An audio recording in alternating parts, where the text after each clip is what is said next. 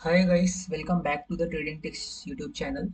आज की वीडियो में हम लोग बात करेंगे निफ्टी के रिलेटेड। निफ्टी की प्रॉपर हिस्ट्री ट्रैक करेंगे एंड उसके बाद हम लोग देखेंगे इस बार मार्केट कितना डाउनफॉल दिखा सकता है एंड कहाँ से हमें इन्वेस्टमेंट करना स्टार्ट करना चाहिए। ठीक है, तो प्रॉपर डेप्थ में रिसर्च करेंगे एंड उसके बाद हम लोग देखेंगे निफ्टी और निफ्टी के कितने सेक्टर्स उसके सपोर्ट में आएंगे तब मार्केट रिवर्सल कर सकता है।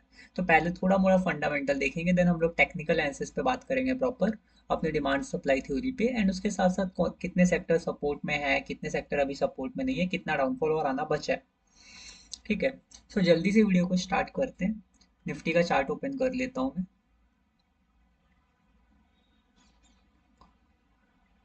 इस चार्ट को सबसे पहले हम लोग ईयरली टाइम फ्रेम पे देखते हैं। तो ईयरली में देखोगे तो ऑलमोस्ट यहाँ 2007-8 के बाद कभी भी 1 ईयर से ज़्यादा निफ्टी डाउन नहीं रहा और ये वाला अभी ईयर स्टार्ट ही हुआ है। और बाकी भी देखोगे तो 1 ईयर से ज़्यादा अभी तक लगातार निफ्टी डाउन नहीं गया है।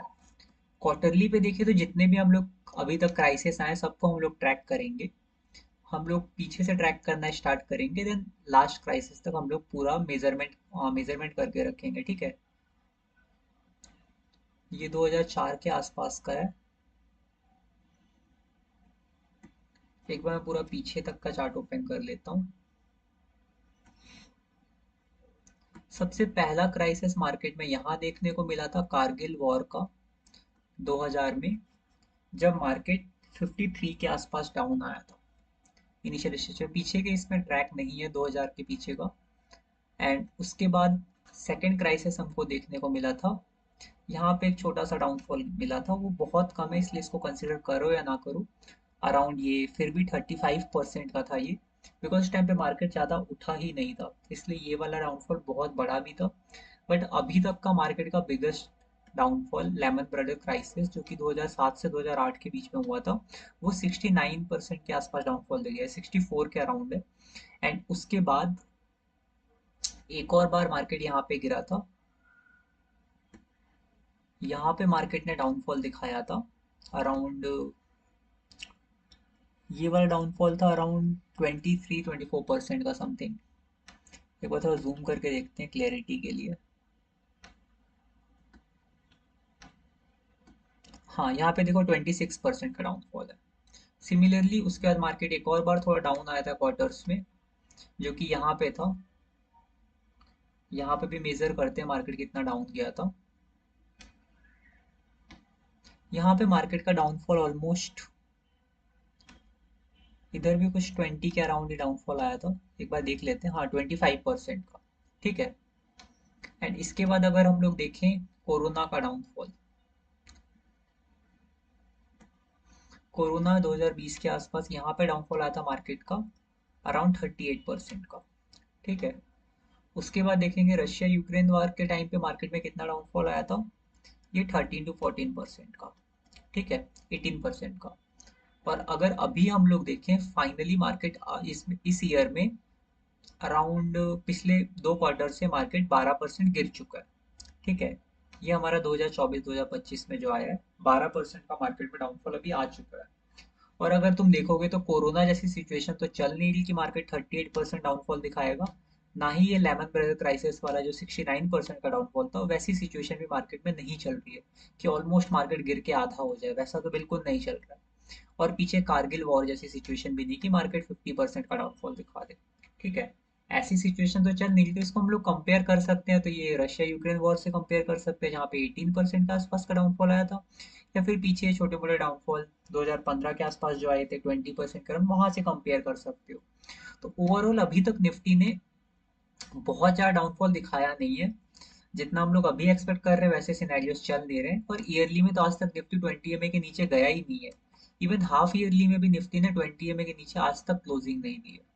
तो ये जो छोटा मोटा डाउनफॉल है उस टाइम पे पैनिक करने की जगह हम लोग इन्वेस्टमेंट सही टाइम पे करें तो कितना बेटर होगा। अभी देखो क्वार्टरली की एरियाज हम लोग अब टेक्निकली देख लेते हैं। ये डाउनफॉल वाली चीजें मैं डिलीट कर देता हूँ जल्दी जल्दी, या तो चलो बाद में डिलीट कर लिया जाएगा।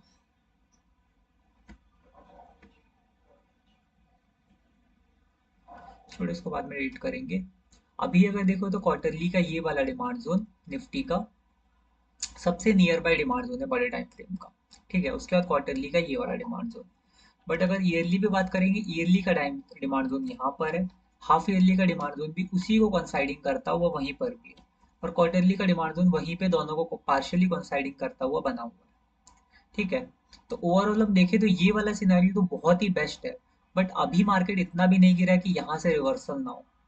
तो चांसेस है कि मार्केट क्वार्टरली के ही डिमांड जोन से रिवर्सल कर जाए। यहाँ पे रिवर्सल करने पे सिर्फ एक चीज डिपेंड करेगी, कितने सेक्टर साथ में आते हैं। ठीक है। हमने सेक्टर एनालिसिस के बारे में ऑलरेडी बहुत डेप्थ में बात करी हुई है।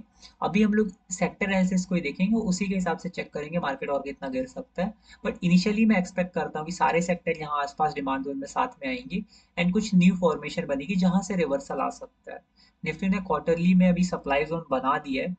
इससे पहले अगर तुम देखो तो क्वार्टरली का सप्लाई जोन नहीं बना था निफ्टी में, सिर्फ ये लेमन ब्रदर प्राइसेस वाले में एक बार क्वार्टरली का सप्लाई जोन बना था। ठीक है।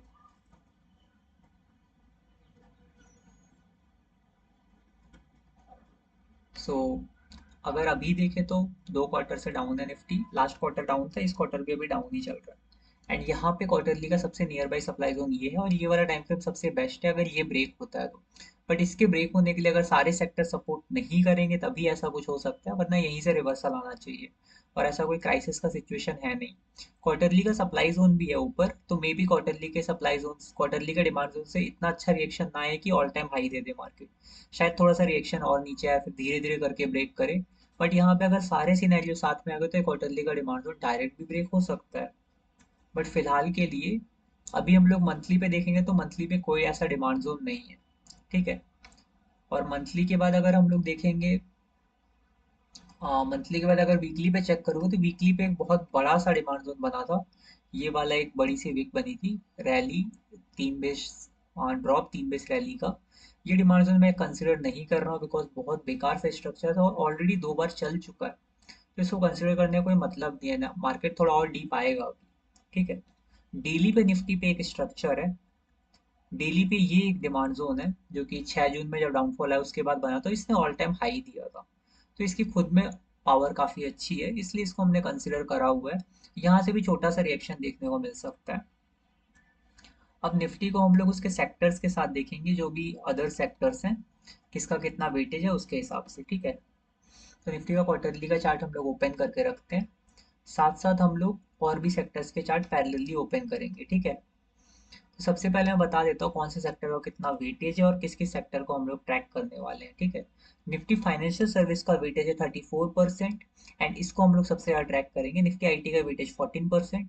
Nifty oil and gases third number पे 10%, फोर्थ नंबर पे एफएमसीजी सेक्टर 7% के साथ, एंड फिफ्थ नंबर पे ऑटोमोबाइल सेक्टर 7.7 अराउंड। एंड उसके बाद हेल्थ केयर। हम लोग इतने स्टॉक्स देखेंगे निफ्टी के, इन सेक्टर्स को देखेंगे, इन डेप्थ इसमें नहीं जाएंगे कौन से स्टॉक का कितना वेटेज है, एचडीएफसी बैंक, आईसीआईसीआई बैंक, इसमें इन डेप्थ हम लोग हर सेक्टर वाइज नहीं देखेंगे। बट निफ्टी के हिसाब से हम लोग इन डेप्थ स्टॉक्स को भी देखेंगे। ठीक है। अभी इसको नॉर्मल कर लेते हैं हम लोग, सबसे सबसे पहले चलते हैं फाइनेंशियल सर्विसेज पे। ठीक है। यहाँ पे मैंने निफ्टी का चार्ट ओपन किया हुआ है। निफ्टी फाइनेंशियल सर्विस में जितने भी आते हैं सेक्टर सबको ट्रैक करेंगे। ठीक है। सबसे पहले निफ्टी बैंक का चार्ट देख लेते हैं, जिसका वेटेज ऑलमोस्ट हम लोग सबसे ज्यादा मानते हैं निफ्टी में। और अगर निफ्टी बैंक का चार्ट तुम देखोगे क्वार्टरली पे, तो निफ्टी बैंक ऑलरेडी क्वार्टरली के डिमांड जोन में आ चुका है। निफ्टी अभी आने वाला है, इसलिए निफ्टी बैंक रिएक्ट नहीं कर पा रहा है। यही रीजन है कि निफ्टी बैंक क्वार्टरली के डिमांड जोन में होने के बाद भी रिएक्ट नहीं करा।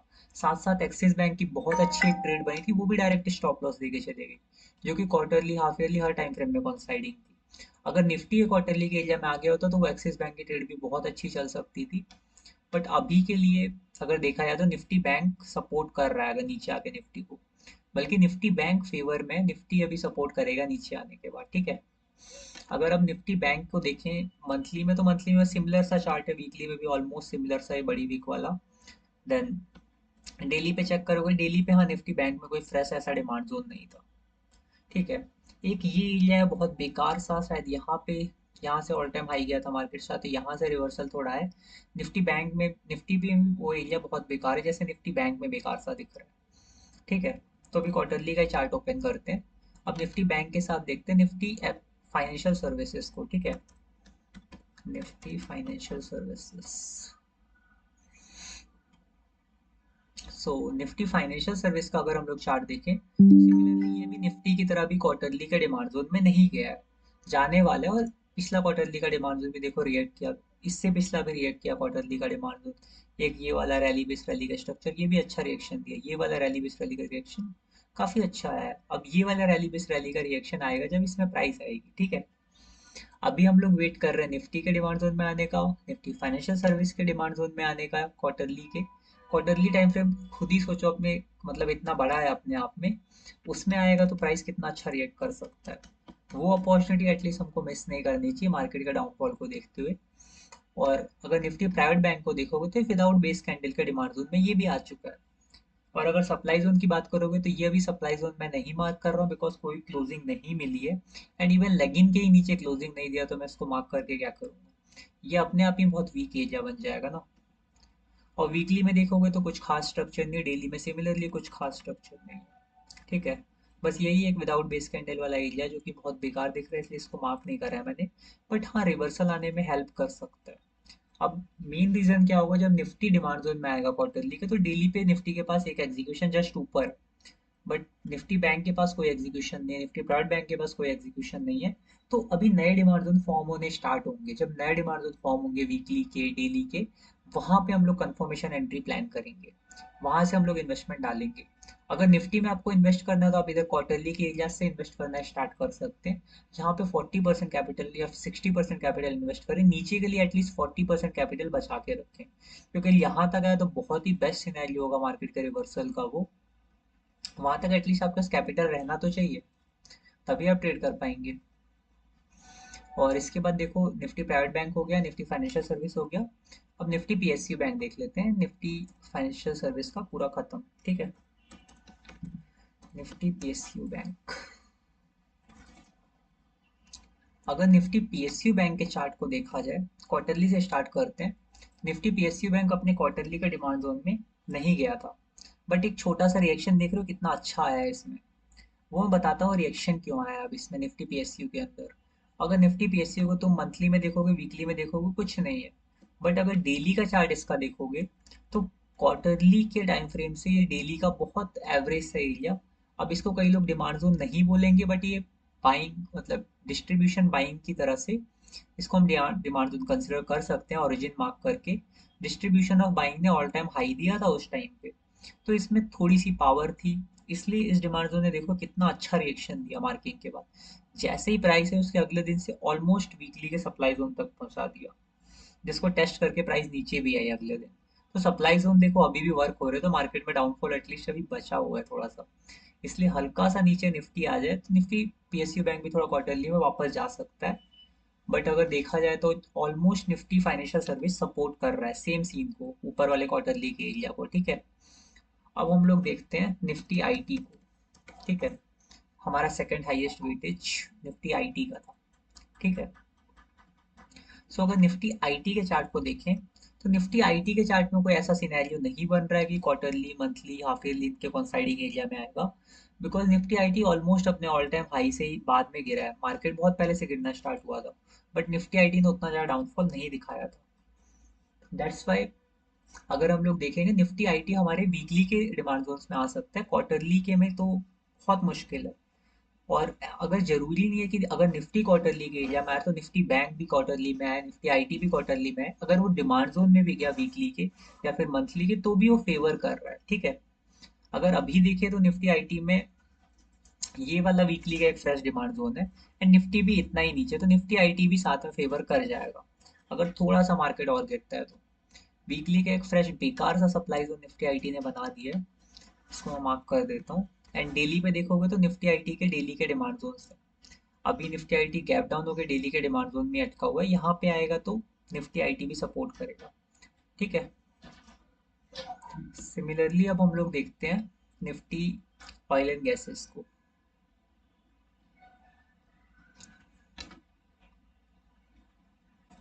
निफ्टी ऑयल एंड गैसेस का चार्ट, ओके। हाँ, निफ्टी ऑयल एंड गैसेस का चार्ट अगर हम लोग देखें तो क्वार्टरली पे बहुत नीचे है डिमांड जोन, तो वहां तक तो डाउनफॉल नहीं आएगा। मंथली का चार्ट देखें तो मंथली में भी कुछ खास नहीं है वैसा अभी। और वीकली में भी निफ्टी आईटी में ये एक विदाउट बेस कैंडल वाला एरिया है जिसमें ऑलमोस्ट आके रिएक्ट किया था Nifty Nifty oil and gases. And उसके बाद डेली पे देखे तो डेली का एक छोटा सा स्ट्रक्चर यहाँ पे था जिसमें नहीं आ पाया था। तो almost Nifty oil and gases भी अपने वीकली के एरिया तक आ सकता है, और तो कुछ इसमें नहीं बनेगा बिकॉज बड़े टाइम फ्रेम में इतना लंबा चार्ट उसका है नहीं। और इसके बाद हम लोग देखते हैं निफ्टी एफएमसीजी को, जो कि हमारा फोर्थ हाईएस्ट था।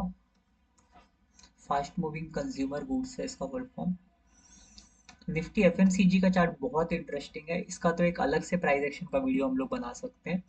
क्वार्टरली टाइम फ्रेम में जब प्राइस इसमें आई थी तो क्वार्टरली से बहुत अच्छा रिएक्शन आया, वापस से क्वार्टरली के उस टाइम फ्रेम में आई है, जिससे रिएक्शन आते टाइम जो बना था। ठीक है, अभी के लिए हम लोग देखें तो निफ्टी एफएमसीजी अपने क्वार्टरली के एरिया में है। मैंने इसको येलो इसलिए मार्क करा हुआ है, मतलब टेस्टेड इसलिए मार्क किया क्योंकि वो एक बार प्राइस एंट्री दे चुकी है। ठीक है, फर्स्ट टाइम ही आया है इसमें। क्वार्टरली के बाद देखो मंथली देख लेते हैं, मंथली में भी coinciding area, quarterly coinciding monthly का एरिया निफ्टी एफएमसीजी का। देन वीकली में देखोगे तो वीकली का एरिया थोड़ा नीचे है, ये भी वन टाइम टेस्ट हो चुका है इसलिए इसको फ्रेश मार्क नहीं करा हुआ है। एंड डेली में देखोगे तो ये एरिया, डेली में अभी मतलब फ्रेश एरियाज नहीं बट कंसोलिडेशन चल रहा है ओवरऑल। तो निफ्टी एफएमसीजी ऑलरेडी बड़े टाइम फ्रेम के एरियाज में है, तो ये भी निफ्टी को सपोर्ट करेगा उस टाइम में। एंड उसके बाद अगर हम देखें लास्ट में, एक स्क्रिप्ट हमारी लिए और बची है। अब हमको देखता है निफ्टी ऑटो का चार्ट। ठीक है, निफ्टी ऑटो को चेक कर लेते हैं अब। निफ्टी ऑटो,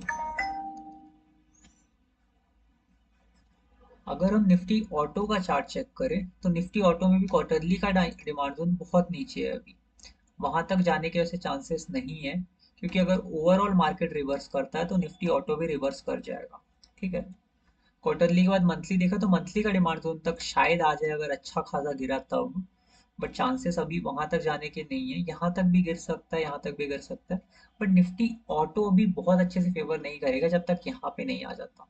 ठीक है, आसपास कोई भी डिमांड जोन नहीं है यहाँ तक निफ्टी ऑटो में।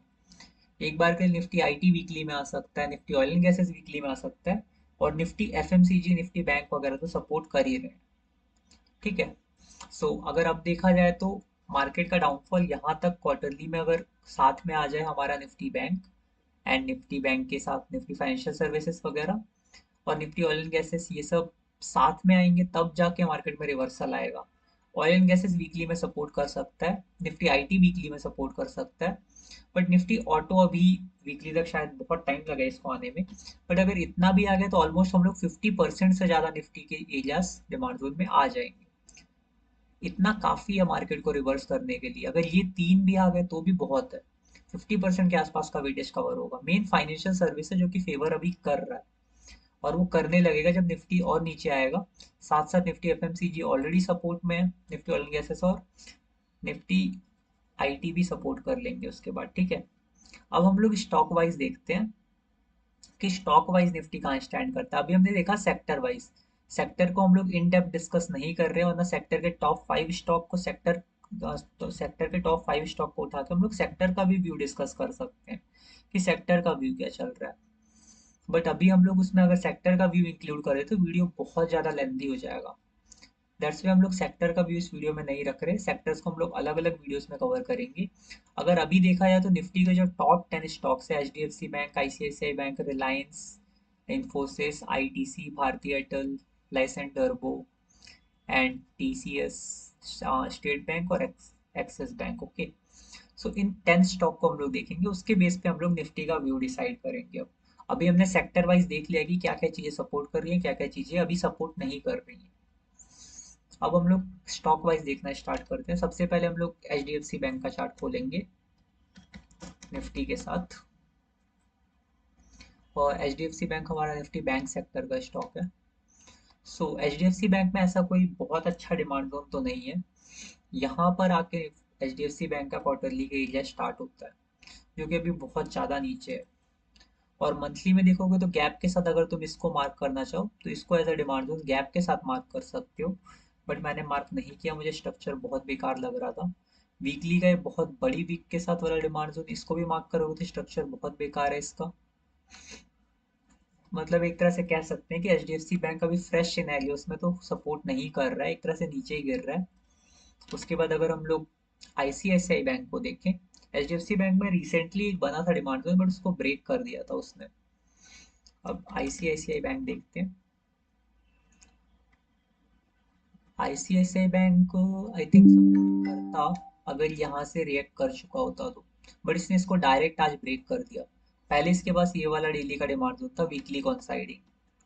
उसके बाद अगर देखें तो नीचे एक और वीकली का डिमांड जोन था, यहाँ से एटलीस्ट आईसीआईसीआई बैंक यहाँ तक भी आ गया तो फेवर करेगा। क्वार्टरली से स्टार्ट करते हैं, इसके भी क्वार्टरली के एरियाज थोड़े नीचे हैं। मंथली पे देखो तो मंथली पे कुछ नहीं है। वीकली का ये वाला एरिया इसने डायरेक्ट ब्रेक कर दिया है, जो कि ऑलमोस्ट काफी अच्छा रिएक्शन दे सकता था। बट अभी के लिए नियर बाई वीकली का डिमांड जोन ये है। अगर सेक्टर साथ में रहा तो इसमें रिएक्शन आ सकता है। अगर आज डेली का डाउनफॉल देखोगे, डेली के एक डिमांड जोन को डायरेक्टली ब्रेक कर दिया है। ओवरऑल मार्केट आज गिरा था, उसकी वजह से इतना डाउनफॉल देखने को मिला है हमको, इतने बड़े बड़े स्टॉक्स में भी। एक बार इसको मैं मार्क कर देता हूँ जिससे मैं भूल ना जाऊँ।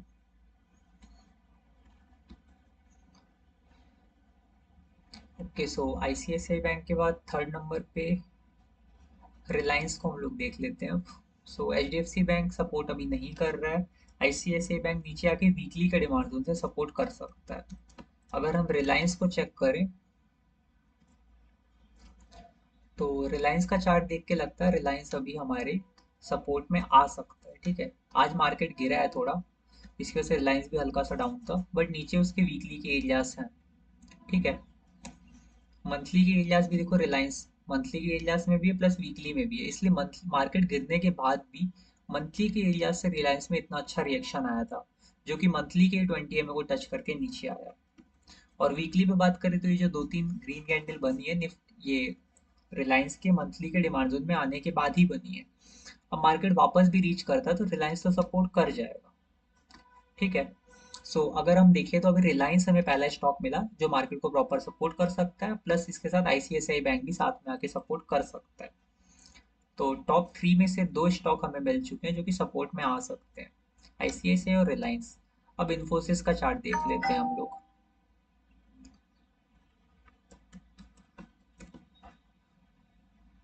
इन्फोसिस का चार्ट देख के लगता है कि ये भी वीकली के डिमांड जोन में निफ्टी आईटी के साथ ही आ सकता है।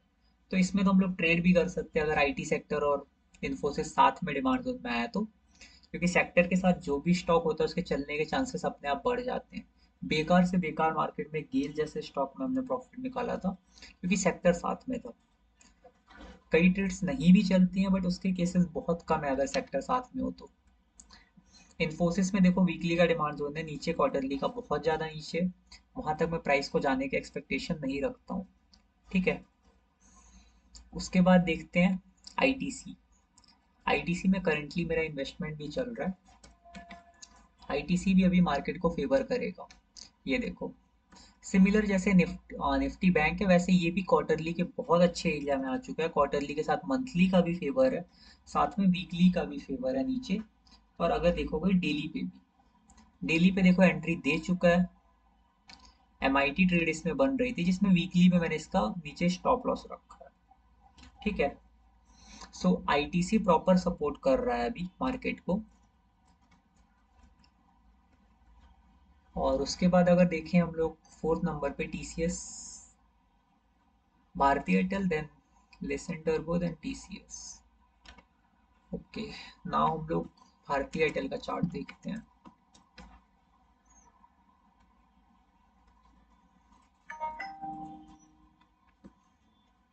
भारतीय एयरटेल में क्वार्टरली का एरिया बहुत नीचे है, मंथली का भी बहुत नीचे है। ये भी वीकली का डिमांड जोन में अपने आ सकता है, जो कि जस्ट ऊपर से निकल गई थी प्राइस लास्ट टाइम इसमें। और डेली पे अगर तुम देखोगे, डेली पे ऐसा कुछ खास नहीं है, तो भारतीय एयरटेल भी almost like not opposite not favouring करके है। बट यहाँ ऊपर चला गया तो अपोज कर सकता है भारतीय एयरटेल। उसके बाद Lancet turbo,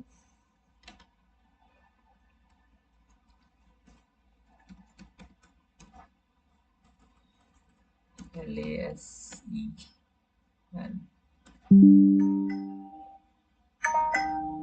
lesson and turbo, turbo LTD मतलब एलटी का अब हम लोग चार्ट देखते हैं।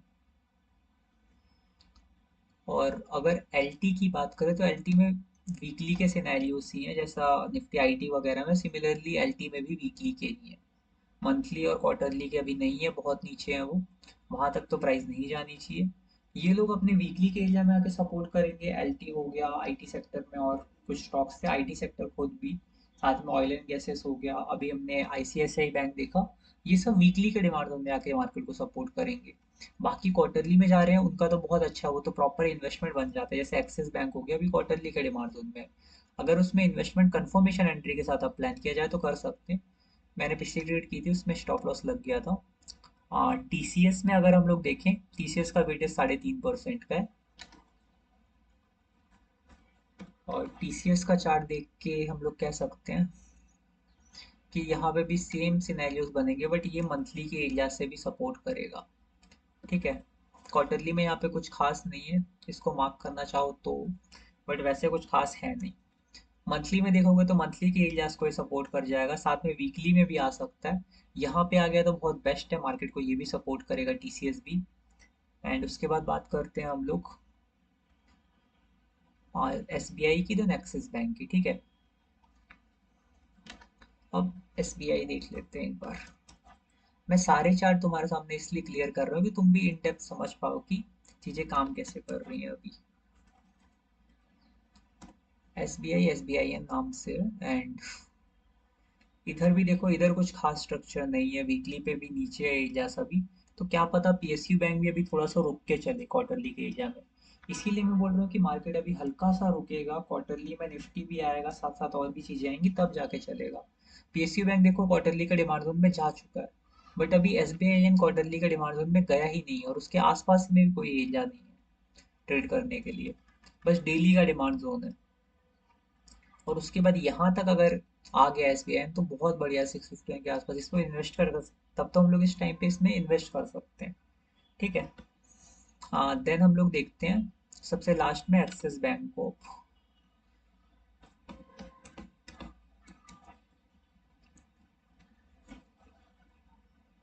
एक्सिस बैंक देखो एंट्री देके स्टॉप लॉस दे गया था, यही ट्रेड मैंने ली थी, और स्टॉप लॉस भी मेरा हिट हो गया है।